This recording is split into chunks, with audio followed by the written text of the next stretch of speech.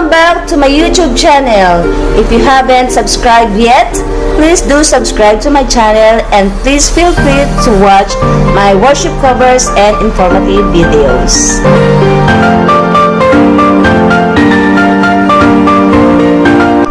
For beginners, you can check out some of my informative vlogs in the description box below, or you can also check out my posts, and if you want to, you can click the end screen of this vlog.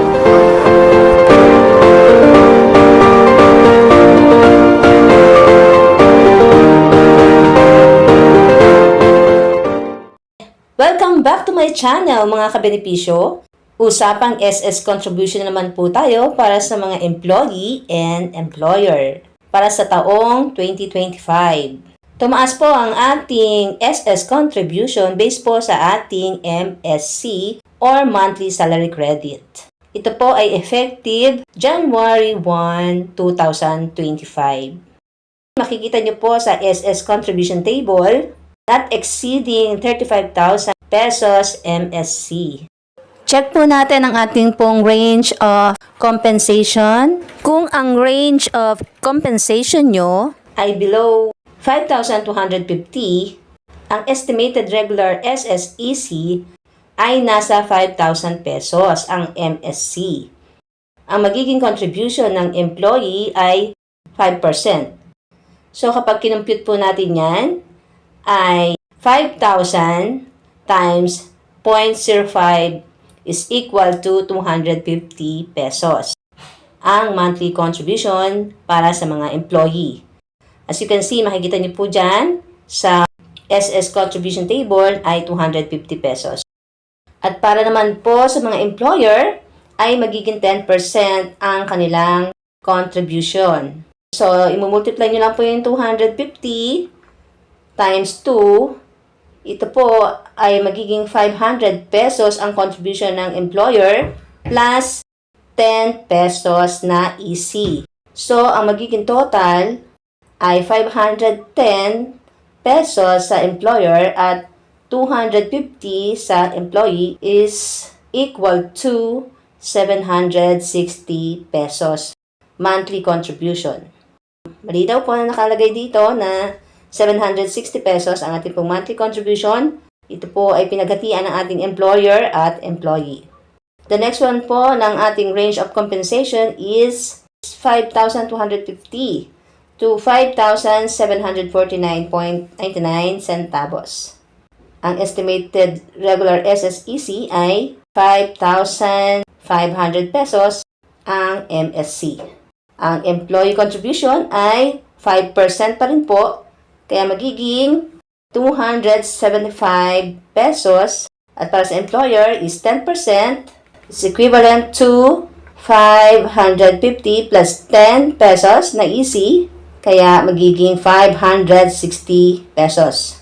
Ang total monthly contribution para sa MSC na 5,500 pesos ay 560 plus 275 is equal to 835 pesos ang kanyang monthly contribution.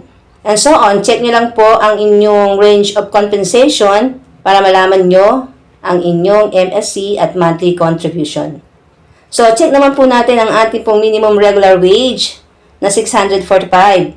So, try po nating i-multiply at makita kung magkano po ang ating pong monthly contribution para sa mga employees na merong minimum wage na 645 pesos. 645 times 26 days. May day off po yan na isang beses sa isang linggo. So, estimated po natin is 26 days.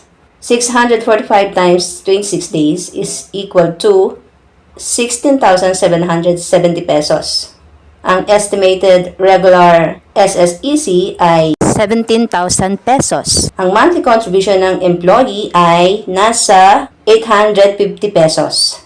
Ang employer naman ay nasa 10%, ito po ay magiging yung 1,700 plus 30 pesos na EC. So, kung mapapansin nyo, nagbago na po yung EC natin. Yung computation po natin kanina is 10 pesos lang ang inaad na EC, ngayon po ay 30 pesos na. Bali, ang magiging total ay 1,730 pesos para sa employer Kung ito-total po natin ang ating monthly contributions na merong minimum wage na 645 pesos, ay 850 pesos para sa employee plus 1,730 pesos para sa employer is equal to 2,580 pesos. So, kung meron po kayong overtime, pwede nyo pong i-add kung magkano po yung overtime sa isang oras. Meron po kasing overtime na 100 pesos per hour. So, kung kayo ay nagkakaroon ng overtime na 3 hours sa isang araw, so meron po kayong 300 pesos. So, computing nyo na lang po yun ng 26 days. Check nyo lang po kung nasaan ang inyong range of compensation para malaman nyo po ang monthly contribution ng employee at ng employer. Sana po ay nakatulong po ang video nito at malinaw nyo pong naunawaan ang ating pong video at computation po para sa ating SS contribution para sa mga employer and employees. At kung meron po kayong concern na hindi ko po na-cover dito sa video na ito, pwede po kayong mag-comment down below para makagawa po tayo ng another research at ma-share po natin sa ating mga kabenepisyo dito po sa aking channel. Or pwede rin po kayong pumunta at mag-click sa SS website po nila. Type nyo lang po sa Google ang ss.gov.ph.